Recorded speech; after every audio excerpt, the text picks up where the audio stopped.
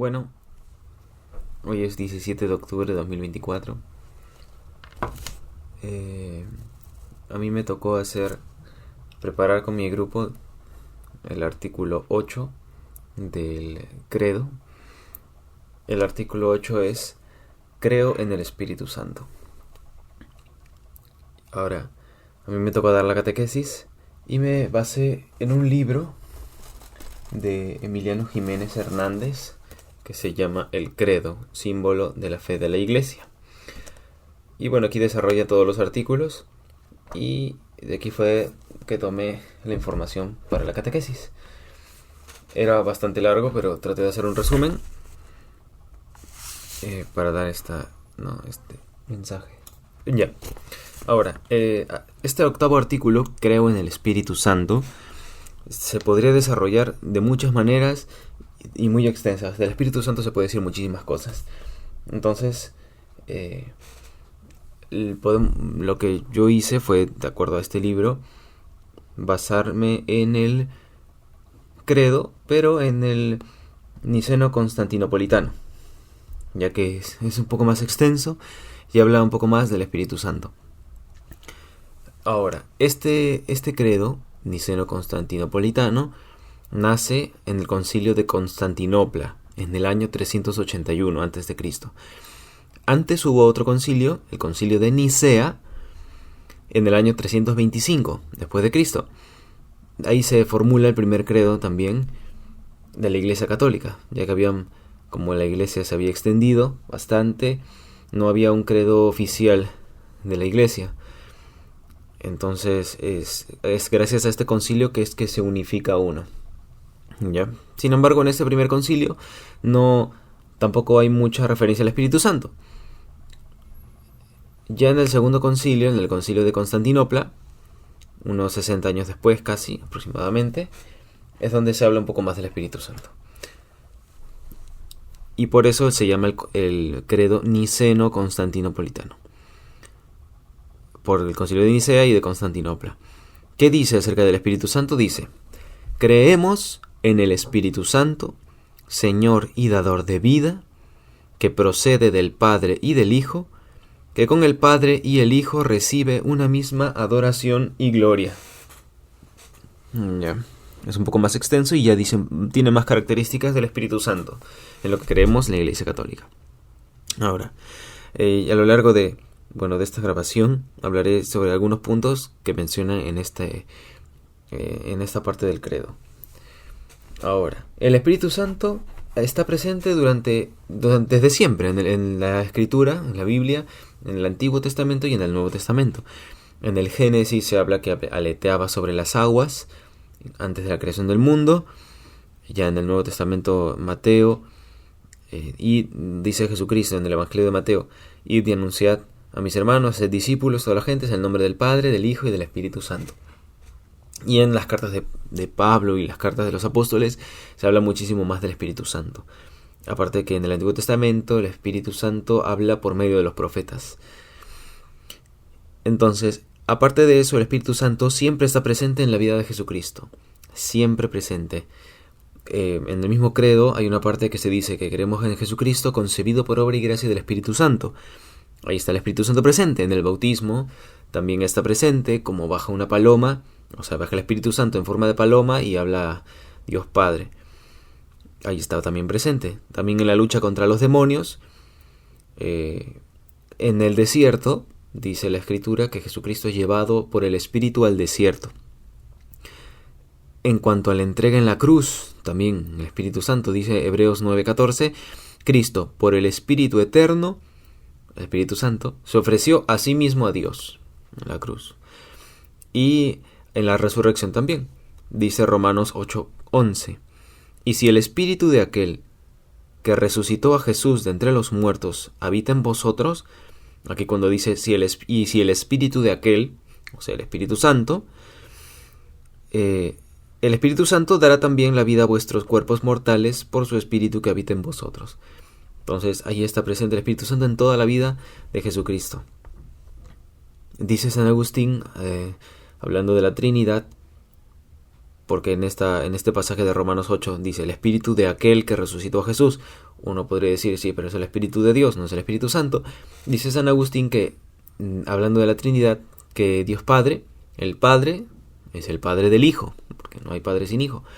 El Hijo es Hijo del Padre y el Espíritu Santo es el Espíritu del Padre y del Hijo. Entonces, y dice en Romanos 8 que acabamos de leer, y si el Espíritu de aquel, el Espíritu de Dios, que es el Espíritu Santo, que resucitó a Jesús de entre los muertos, habita en vosotros, etc. Tras la ascensión de Jesucristo a los cielos, luego de su resurrección, desciende el Espíritu Santo enviado por Jesucristo, de parte del Padre. ¿No? Dice en Juan 15:26, cuando yo os envíe al Paráclito, etc. ¿Qué significa Paráclito? Paráclito viene del griego parácletos, que significa defensor, consolador, abogado. Y tenemos dos Paráclitos, el Espíritu Santo y Jesucristo. En Juan 14:16 también se habla de esto, porque Jesucristo dice, os enviaré, el Padre os enviará otro Paráclito. O sea, otro, porque Jesucristo ya es defensor, consolador y abogado. Tiene una misión en la iglesia, el Espíritu Santo. Juan 16:13, guiar hasta la verdad completa, desvelando lo que ha de venir. Y crece la tradición de la iglesia conforme a este pasaje, porque nos sigue guiando hasta la verdad completa y desvela lo que ha de venir. Nos ayuda en la comprensión de lo transmitido por Jesús. Y sigue creciendo digamos, no es estática, nos va revelando poco a poco en la iglesia diferentes carismas, va inspirando la liturgia, la va madurando, la va renovando y la va evolucionando, ¿no? Gracias al Espíritu Santo, que es quien inspira todo esto. Ahora que hemos leído el credo en la parte de Niceno-Constantinopla, que es un poco más largo del Espíritu Santo, hay una parte que dice que es don a la iglesia, Señor y dador de vida. ¿Ya? Ahora, Jesucristo envió al Espíritu Santo, ¿no? Como don, es un don de Cristo a la iglesia. Yo os enviaré al Paráclito. Cristo nos da este don a la iglesia, que es el Espíritu Santo. Hablemos un poco de esto. San Ireneo, que es del siglo II, después de Cristo, influye mucho en la formación de este credo, del credo, y por sus obras sobre la Trinidad. Presenta al Espíritu Santo como dador de vida y de toda gracia. Dador de vida. Dice él, se nos ha sido entregado como el soplo a la criatura plasmada, de Génesis 2:7, cuando Jesús crea al hombre, cuando Dios crea al hombre, ¿no? Le insufla aliento de vida, soplo a la criatura plasmada. Entonces el Espíritu Santo vivifica al hombre. Dice Juan 4:10, si conocieras el don de Dios y quién es el que te pide de beber, tú le habrías pedido a él y él te habría dado agua viva. Cuando habla con la mujer en el pozo de Jacob. Si conocieras el don de Dios, o sea, el Espíritu Santo. Luego en Juan 7, del 37 al 39, dice, si alguno tiene sed, venga a mí y beba el que cree en mí. Como Jesús es el Cristo, el ungido, Cristo significa ungido por el Espíritu Santo, nosotros somos cristianos en cuanto discípulos de Cristo y en cuanto ungidos por el mismo Espíritu, mediante el bautismo. El mismo Espíritu de Jesucristo, el Espíritu Santo, hemos sido ungidos también nosotros. Somos cristianos por ello, discípulos de Cristo y ungidos con este bautismo. En el bautismo recibimos a la vez el agua y el Espíritu. En Juan 3:5, Jesucristo hablando con Nicodemo, le dice esto, en verdad te digo, el que no nazca de agua y de Espíritu no puede entrar en el reino de Dios. De agua y de Espíritu. ¿Por qué agua y Espíritu? Dice San Basilio, por ser doble la finalidad del bautismo. Agua y Espíritu. 1, el agua para destruir el cuerpo del pecado, el hombre viejo, para que no produzca más frutos de muerte, según San Pablo. Y el agua para vivir en el Espíritu y dar frutos de santidad. O sea, son dos finalidades, ¿no?, del bautismo. Destruir el cuerpo del pecado, morir a los frutos de la muerte, y el segundo es vivir en el Espíritu y dar frutos de santidad. Dice Romanos 8, 13, 14. Si con el Espíritu hacéis morir las obras del cuerpo, viviréis. El agua en la que se sumergían los primeros cristianos en el bautismo, porque se sumergían en cuerpo completo, es imagen de la muerte. El agua recibía al cuerpo como en un sepulcro. Y el Espíritu nos insufla la fuerza vivificante. Entonces por eso renacemos de agua y espíritu bautizados, el que nazca de agua y espíritu. Ahora, también dice el credo niceno-constantinopolitano que habló por los profetas. Y en el Antiguo Testamento el Espíritu Santo actúa sobre todo por medio de ellos, anunciando el plan de salvación. Por medio de los profetas anuncia las dos venidas, el nacimiento de la Virgen María, la pasión, la resurrección, la ascensión, etc. Nos revela el verdadero sentido de la historia, de nuestra historia, que nada es superfluo, que todo es don y gracia. Los profetas son perseguidos por anunciar la verdad, porque son mensajes incómodos. También muchos chocan con la política vigente y chocan también por la diferencia religiosa, un solo Dios. El siguiente punto del credo dice que el Espíritu Santo es dador de vida. O sea, al principio vimos que fue enviado por Jesucristo como don a la iglesia. No solo es un don, sino que también da vida. No solo don, sino dador de vida. Es decir, que no solo algo, sino que es alguien. ¿Y cómo podemos sostener que es alguien? Por la misma Sagrada Escritura, que en 1 Corintios 12:11 dice San Pablo que distribuye sus dones según su voluntad. Tiene voluntad. En el Evangelio de Juan dice que enseña y trae a la memoria. Y en Romanos dice que habla y ora por nosotros. Es decir, el Espíritu Santo es un alguien que tiene voluntad, que enseña, que habla, que reza por nosotros. El bautismo es un Pentecostés individualizado. El Pentecostés, la venida del Espíritu Santo a los apóstoles que estaban en comunidad, el bautismo es individualizado. El Espíritu desciende sobre cada uno de los bautizados que la iglesia acoge en su seno. Podemos mencionar Hechos de los Apóstoles 4:31. Luego de la curación del tullido fuera del templo, desciende el Espíritu Santo en medio de la persecución para que prediquen con valentía. Luego de que las autoridades llaman a Pedro y Juan y no pueden apresarlos, los liberan, y estos apóstoles le cuentan a los demás discípulos sobre esto que habían pasado. Desciende el Espíritu Santo en medio de esta persecución para que puedan predicar con valentía. En Lucas 12, del 11 al 12, dice la Escritura que el Espíritu Santo enseña en el momento qué es lo que tienen que decir, ¿no? Los instruye, los inspira. Y en Hechos 10:44 irrumpe sobre los que escuchaban las palabras de Pedro. Cuando había uno que no era judío, el centurión Cornelio, que manda a llamar a Pedro, de acuerdo a una visión que había tenido, y siendo este no judío, tras escuchar la predicación de Pedro, recibe el Espíritu Santo. Y Pedro ve cómo el Espíritu Santo desciende sobre ellos también, paganos, no fuera del pueblo judío, no eran judíos. Entonces el Espíritu Santo desciende sobre quien Él quiere, sobre quien escucha su palabra y lo cree. San Gregorio Magno dice algo muy importante acerca del Espíritu Santo y vital.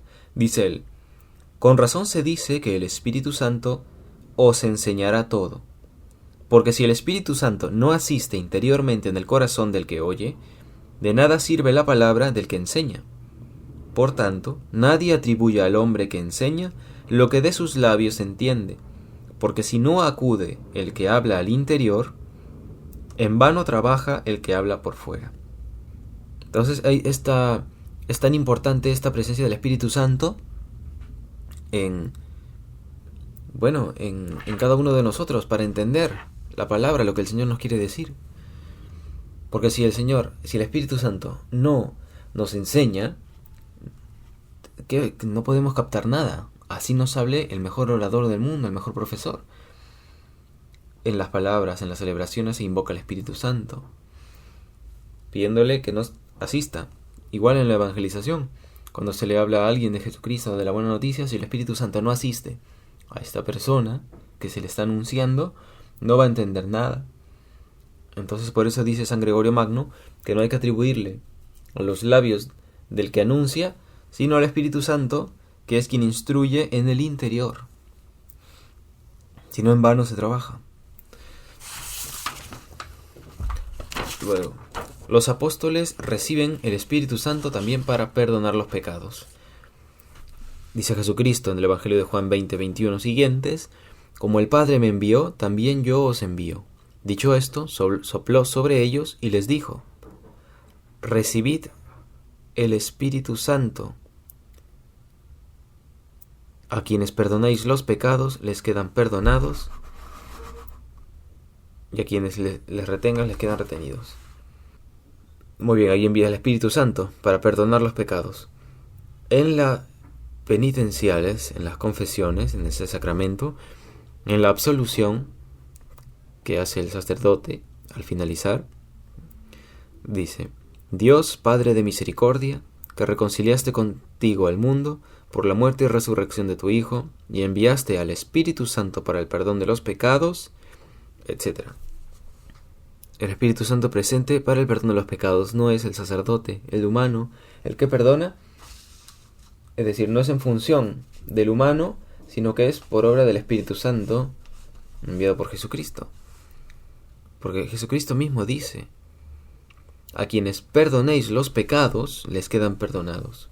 A quien ustedes perdonen, quienes les den la absolución, quedan perdonados.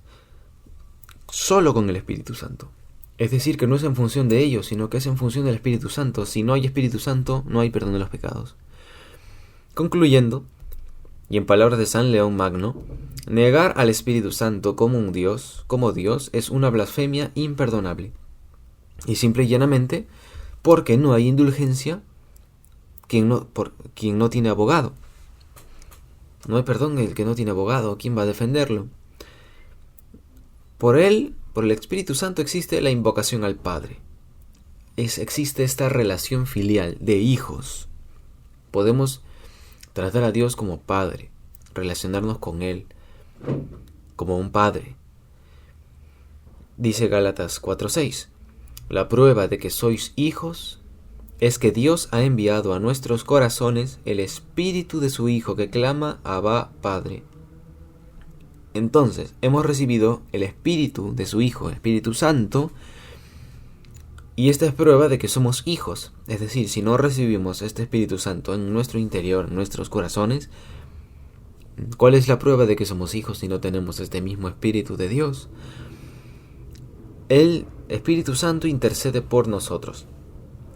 En Romanos 8:26 dice: el Espíritu viene en ayuda de nuestra flaqueza, pues nosotros no sabemos cómo pedir para orar como conviene, mas el Espíritu mismo intercede por nosotros con gemidos inefables. Él intercede por nosotros, por amor, porque nos ama y se preocupa por nosotros. No podemos reconocer a Cristo sin el Espíritu Santo. No podemos reconocerlo como Señor de nuestra vida, como Señor, el verdadero Señor. Dice 1 Corintios 12:3: nadie puede decir Jesús es Señor sino con el Espíritu Santo. Entonces vemos esta presencia importantísima del Espíritu Santo para nuestra relación con Dios Padre y Dios Hijo. Y Dios Espíritu Santo está presente gracias a que Él viene, desciende sobre nosotros. No podemos llamar a Dios Padre sin el Espíritu Santo, porque hemos recibido este Espíritu Santo y es prueba de que somos hijos. Y tampoco podemos reconocer a Jesucristo como nuestro Señor sin el Espíritu Santo. Dice todo esto guiándonos de la Biblia, de la Escritura. Entonces, ahí yo me doy cuenta de la importancia del Espíritu Santo. Aparte que sin Él no podemos entender nada de lo que se nos predica. Y tampoco a quienes predicamos, nadie puede entenderlo. Es el Espíritu Santo quien obra en el interior del hombre y hay que invocarlo siempre. San Ireneo dice: ahora recibimos solo una parte de su Espíritu, que nos predispone y prepara, habituándonos poco a poco a recoger y llevar a Dios. Es decir, solo una parte de su Espíritu. Es como cada uno recibe el Espíritu Santo según la capacidad que tiene. Hay diferentes capacidades. Es como como un vaso. Hay vasos más grandes y más pequeños, y de acuerdo al vaso que uno tenga, puede coleccionar más agua o menos. El Espíritu Santo renueva nuestra existencia, opera una apertura hacia Dios y hacia los hombres en la capacidad de servicio y donación, para provecho común. Dice el 1 de Corintios 12 y 7. Y también en Corintios 14, 12 dice, para la edificación de la asamblea. El Espíritu Santo es quien nos concede los dones y carismas, los servicios, nos concede capacidades. ¿Para qué? Para servir nosotros mismos, para lucrar, para obtener algún beneficio.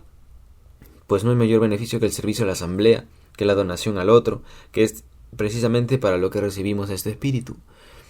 Amaos como yo os he amado. ¿Cuáles son los frutos del Espíritu? El amor al enemigo, la alegría, la paz en medio de la turbulencia, de la turbación, de los sufrimientos, la comprensión al enemigo, a quien no entendemos, la servicialidad, especialmente cuando más nos cuesta, la bondad, el bien al enemigo, la fidelidad, la amabilidad, el dominio de sí. Todos estos son frutos del Espíritu, y es imposible realizarlo por nuestras propias fuerzas, con nuestra buena voluntad, ¿no? Porque es fácil amar a quien nos ama, servir a nuestros hijos, amar a quien nos ama, nuestra familia, nuestros amigos, pero amar al enemigo, al que se burla de nosotros, al que nos mira por sobre el hombro, a quien nos humilla, a quien nos detesta, a quien nos odia, a quien nos hace una injusticia, es imposible, no sale de nuestra carne absolutamente. Pero es el Espíritu, justamente se llaman frutos del Espíritu porque no son frutos de la carne, frutos del Espíritu Santo. Y lo lograremos sin esfuerzo, porque es una gracia. Y es realmente la paz y alegría y el amor que necesitamos para ser felices. Y el Espíritu Santo es quien nos lo concede, y es un milagro. Y como lo obtenemos pidiéndolo, rezando, invocando al Señor, al Espíritu que nos ayude y que venga en ayuda de nuestra flaqueza, que Él ya nos conoce, intercede por nosotros. Entonces, eso fue un poco de lo que comenté en esa catequesis, que lo había notado y quería grabarlo para tenerlo guardado en algún momento, que me ha ayudado mucho. Lo guardo igual en mi corazón, en mi memoria, y para recordarlo ya más adelante.